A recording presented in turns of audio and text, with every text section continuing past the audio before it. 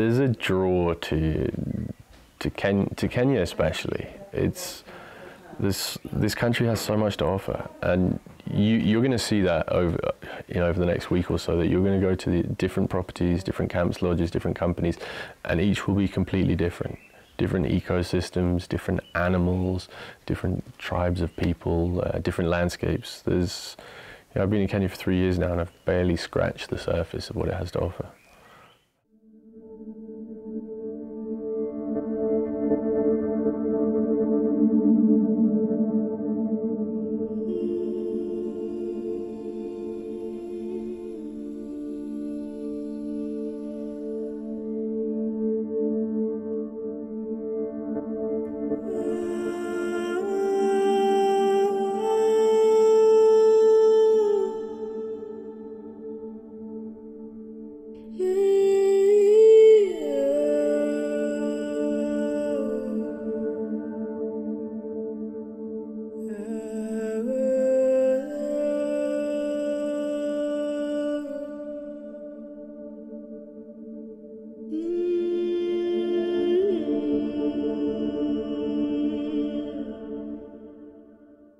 The idea behind the safari collection is to give both the independent traveller and the travel trade an almost one-stop shop, a totally different variety in 4 totally different locations. We want the experience to match the individual location and the area that the camps and lodges are situated in.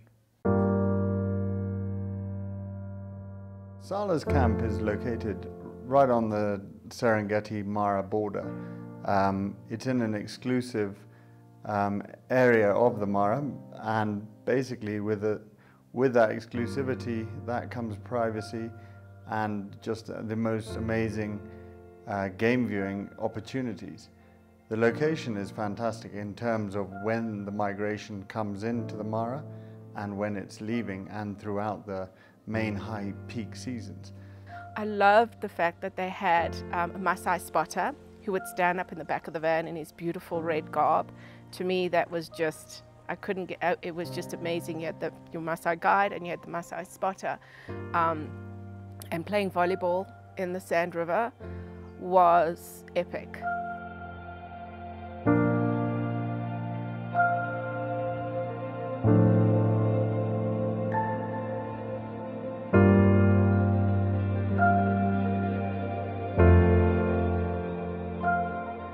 The idea behind Sasab is to create a very different and contrasting experience to that of Sala's and the Masai Mara.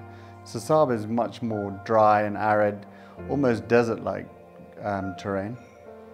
And what we tried to do there is give a very earthy experience, an experience that is very much in touch with the people, the Samburu tribe, the cousins of the Maasai. Sasab totally blew my mind. It's like nowhere else I've ever been, and I thought I was extremely well traveled. You can't really compare it to anything. The activities there are hectic, what they have on offer, because they've got the quad bikes, they've got the camel rides, they've got the most beautiful access to sundowner spots. I've done a lot of village tours, so in fact I was trying to avoid going to the village tour, and I'm now so glad I went, because it was probably one of the most genuine experiences that I've seen. And then the fly camp was just also another awesome evening.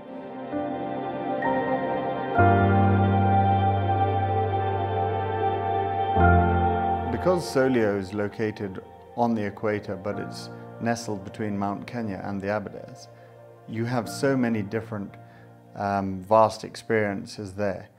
So for example, taking the helicopter up Mount Kenya is a morning activity to go trout fishing in the glacial tarns. 20 minutes away you're in almost tropical forest or moorlands on the Aberdares. You know, the variety in and around Solio is huge. Apart from that, on the actual ranch we have great horse riding and cycling and walking, and you know, you can do as much or as little as you want at Solio. You know, the wildlife experience is huge there, and people tend to use it in the middle of their safari because of it's so easy and so quick. They also try and engage and go and see the community and the development projects, like the 2 new schools that have been rebuilt at Solio. What we're trying to do is get the people who live around this rhino reserve to understand the benefit of tourism and wildlife. Giraffe Manor in itself was built in the 1930s. It was then purchased by the Leslie Melville family, and in the 80s they translocated originally 6 giraffe from Western Kenya. Their space for the giraffe was being turned into cornfields. So this species of giraffe was on the verge of extinction, and so they brought the giraffe into Giraffe Manor as a breeding program. As an experience, it is wonderful to be right in the heart of Nairobi and yet almost feel like you're in the bush. You know, the giraffe experience is right there. You step off the plane, half an hour later, you're immersed in, you know, wildlife with the warthogs and the giraffes, and what better way to start a safari?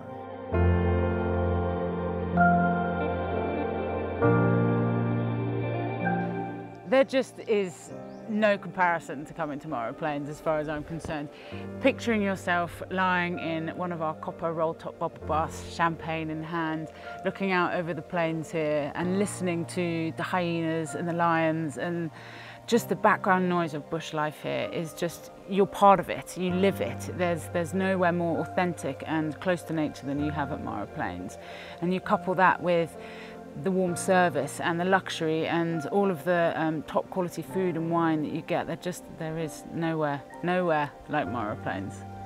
Loved Mara Plains, very remote. I think we saw a couple other vehicles when we were out on the plains. Love the idea of photography. We've got some incredible clients that want that special wow with the cameras, the binoculars. Love the wildlife, I love the rain, I love the sunsets. I mean, I think we were there at a really special time.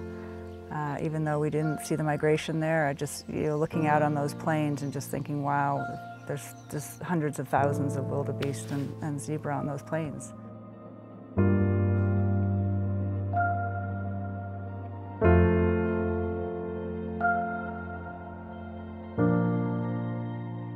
The vision here is to run one lodge beautifully. I've done the 60-odd lodges, and this is an absolute joy to have one lodge you can wrap your hands around, both the marketplace and the guest experience, and the two talk to each other. So I'm in the marketplace telling guests or prospective guests, tour operators, travel agents, what we do here, and I'm back in the lodge and I'm delivering the guest experience. And with more than one lodge, you can't really do that. So this is an only child. And if I have any say in the matter, it will remain as such. Every morning I woke up, I felt like I was on the Crater, because I'd been at the Crater Lodge, which is one of my favorite lodges. And I had to sort of pinch myself and go, no, you're in the Mara, you're not in the Crater.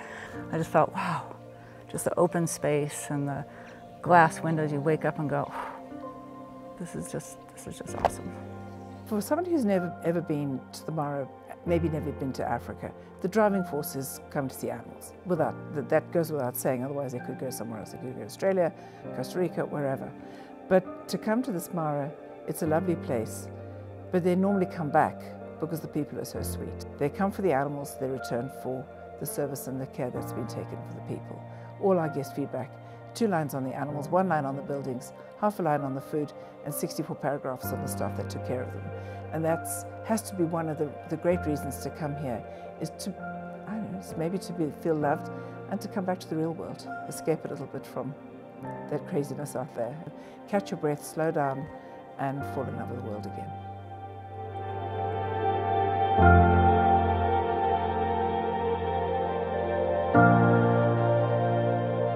It's a very unique area.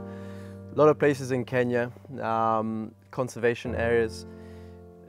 This in particular is Maasai-owned land, and it's about 300,000 acres. And we're the only one lodge operating in this area. There's a huge option for different activities that can be done here, from just your typical game drives, night game drives.